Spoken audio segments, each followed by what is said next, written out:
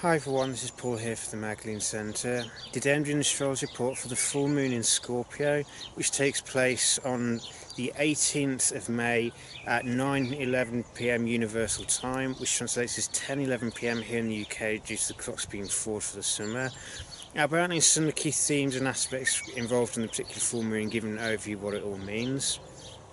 Before I do that, I just want to clarify, as I always do, that the astrology doesn't control our lives. It gives us a framework to help us understand what's unfolding around us, what kind of key lessons or areas of growth are presented to us.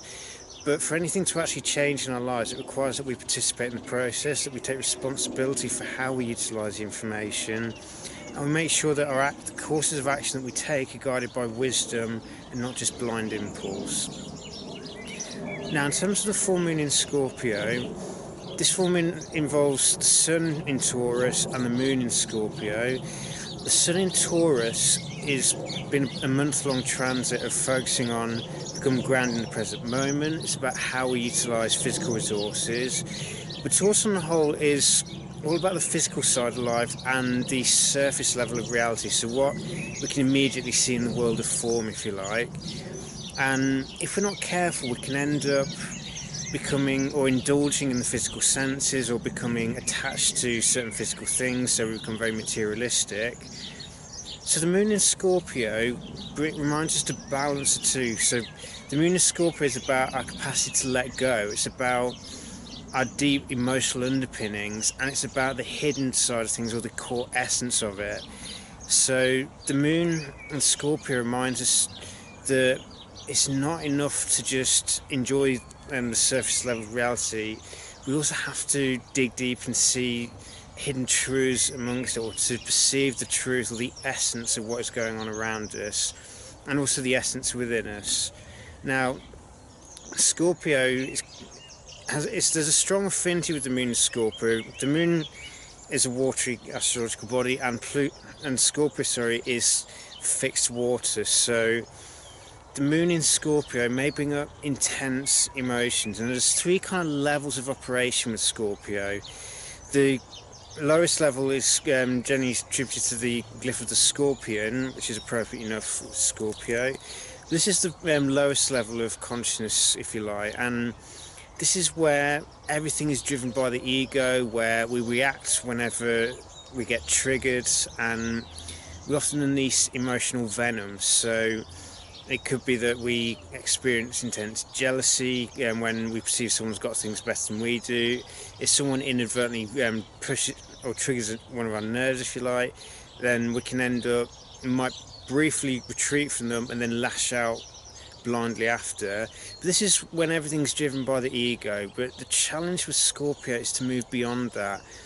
So the next level is where we rise beyond just egoic conditioning and old emotional wounds, if you like. This is where we start to become aware of how our own psychology, or the hidden depths of our being, are causing us to react in certain ways. It's seeking to become more authentic. So rather than being tied to old emotional conditionings or old emotional triggers, we start to come out from that rock, if you like, that the scorpion hides underneath, so that ego, and we try to see things from a higher perspective. So rather than just blindly reacting, we start to see the broader implications of things, or the broader patterns underlying things, and we start to liberate power from attachments and instead learn to become more detached or see things from a higher perspective.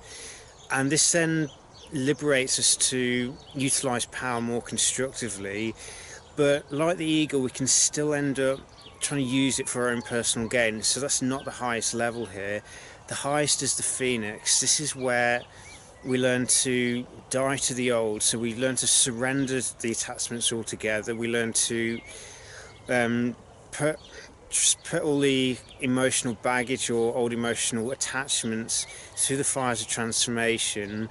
And from the ashes of that fire, we are reborn. So this particular full moon really emphasises the need for us to transform old emotional patterns and learn to become empowered internally, whereby we have the capacity to choose how we respond to things. So if something does bring up certain emotions, rather than acting on them straight away, it's learning to be present with them and to process them and release them so that we don't spew emotional poison or venom on other people in the process. Because quite often it could be that someone does something that seems very similar to what's happened in the past.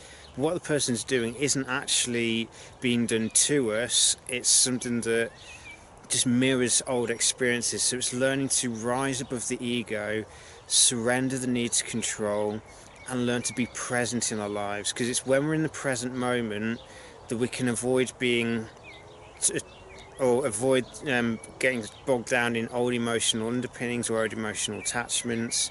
So it's about making the unconscious conscious. It's giving us this opportunity to illuminate the deeper recesses of our own minds. If we have old wounds or old fears that frequently get triggered, this is an opportunity to illuminate them, to become honest with ourselves about where do we allow old emotional patterns or old obsessions to dictate the way we respond to people, or the way we react rather, and instead, rather than reacting, we learn to respond by first being present with the emotions but not directing them at other people first. So Scorpio, with it being water, it's all about feelings. So this isn't a sign that we can just intellectualize the emotions or anything. These are much deeper and more intense feelings, and they often come right from the core of our being.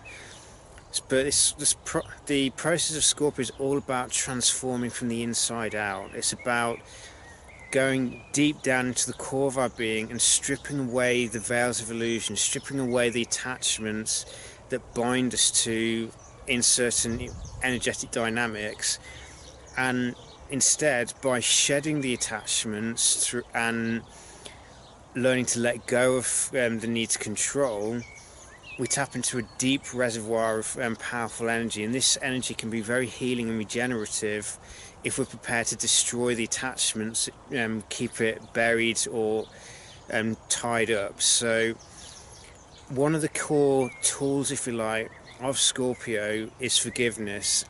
It's a tool that liberates our consciousness, but at the same time it's something that our ego side does not like at all, because it takes away all power from the ego, that side of us that wants to hold on to old wounds, wants to base its identity around wounds, or seeks to use the actions that people have made in the past as a weapon. So if someone's done something in the past and they're trying to do something different now, we end up being vengeful or kind of eye for an eye mentality.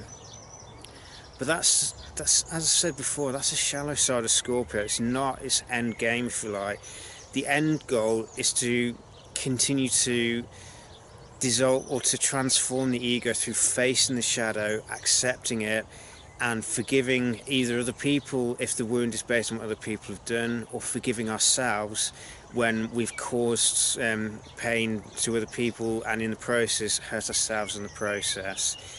So this is a core opportunity for us to utilize or use forgiveness or focus on it to free ourselves from the past and to allow ourselves to transform the dynamics of our relationships. Because for an energy dynamic to stay the same between two people, both people have to keep reacting or responding in the same way.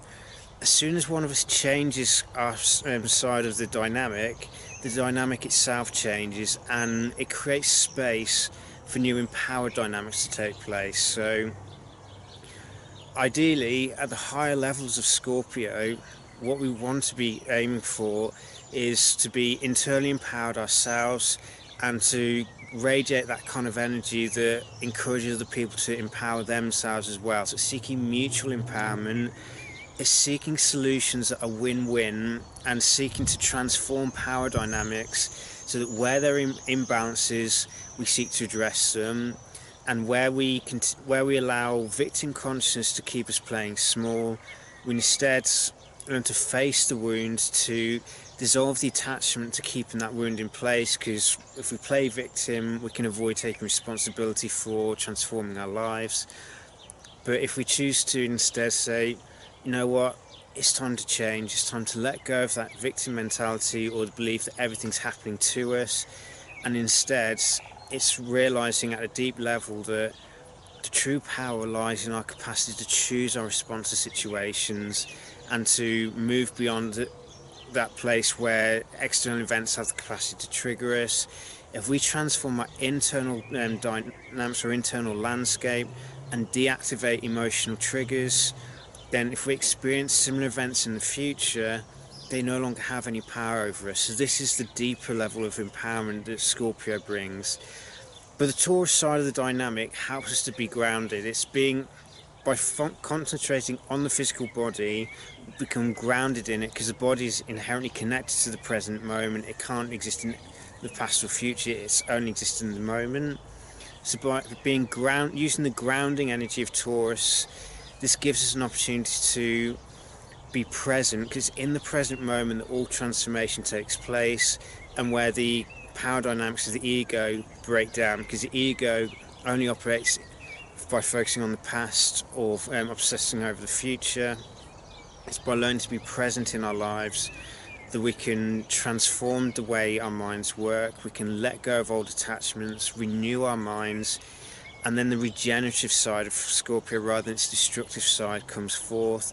Because on the other side of destroying those egoic attachments comes powerful healing, as we empower ourselves, and that deep wellspring of emotional and psychic energy can allow us to become fully living in the present moment, because that's the only thing that exists, and to allow us to heal the dynamics between ourselves and other people by being present and no longer using old dynamics to keep the relationship in the status quo.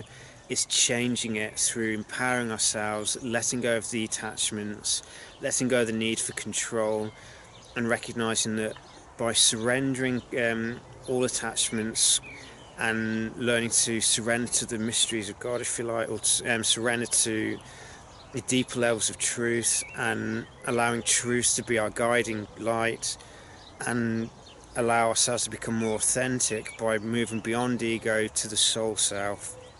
There's so much transformation, healing that we can achieve.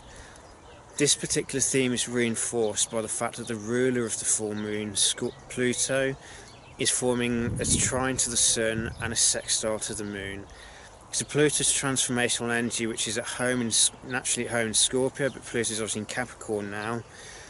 This combination gives us an opportunity or an outlet to work on transforming the dynamics, and with Pluto being retrograde as well, this is reinforcing the need to go within ourselves and to face our own shadows and face our own attachments to power, whether it's being attached to seeking external forms of power where we seek to control and manipulate other people, or whether we're actually conversely addicted to perceiving ourselves as powerless and therefore relying on other people to be a certain way, or expecting other people to do everything for us, so we can end up becoming lazy and we don't grow at all.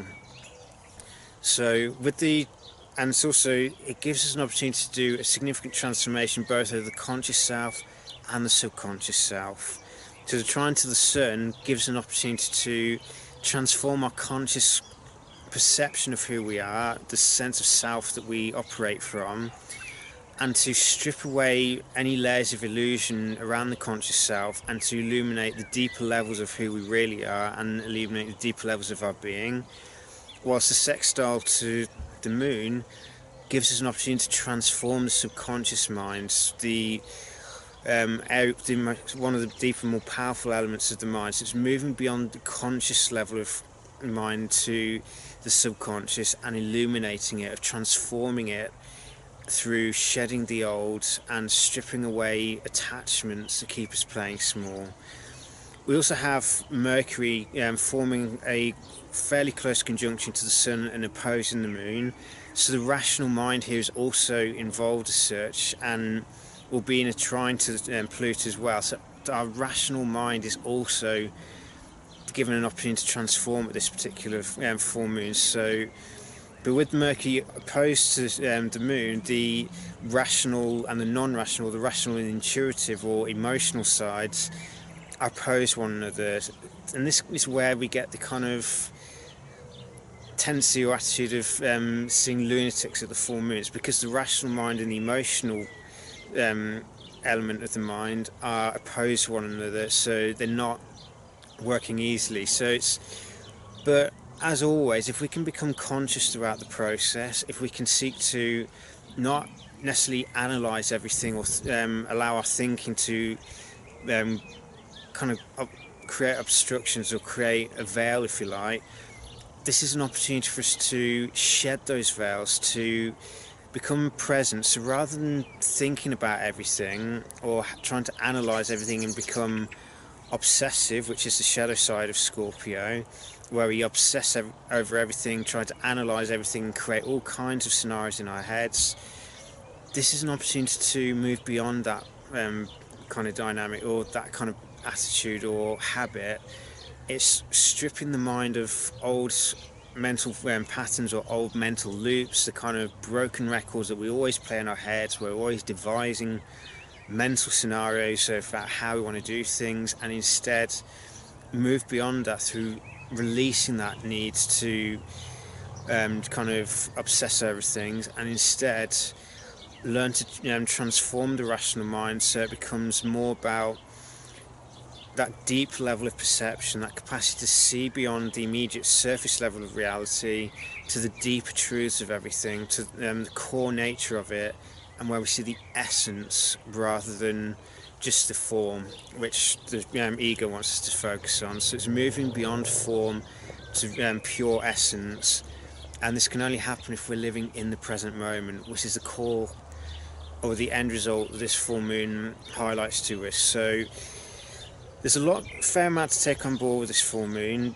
but the main thing to remember is whatever emotions come up, it's important we become present with them and we don't overanalyze them, we don't try to make rational sense of them, because Scorpio is not a sign that is something you can just rationalize. It's instinctive, it's got primal energy behind it, so it's learning to kind of become present with the emotions, to understand what the real feelings are. And with Scorpio, one of the core themes of it is remembering our own mortality. It's remembering that we only have a limited time on Earth, so rather than obsessing over the most mundane and meaningless stuff, it's about asking ourselves, what do we really want to do in our lives? What will actually bring us true fulfillment at the soul level?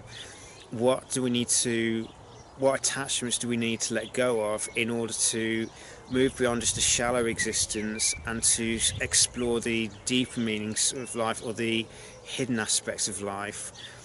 What kind of goals do we need to be working on, or what do we need to focus on that will allow us to feel alive and present in our lives, to feel that raw passion that Scorpio is capable of at the higher level, and to focus on only on the things that truly matter in life, rather than getting bogged down in things which are just surface level and don't actually help us. They just keep us stuck in, or attached to the material world. The end result needs to be that we live being in the world but we're not of it. We don't try to focus on materialistic stuff. Equally, we don't try to control other people to get what we want. We learn to be in the present moment. We learn to empower ourselves through shedding attachments.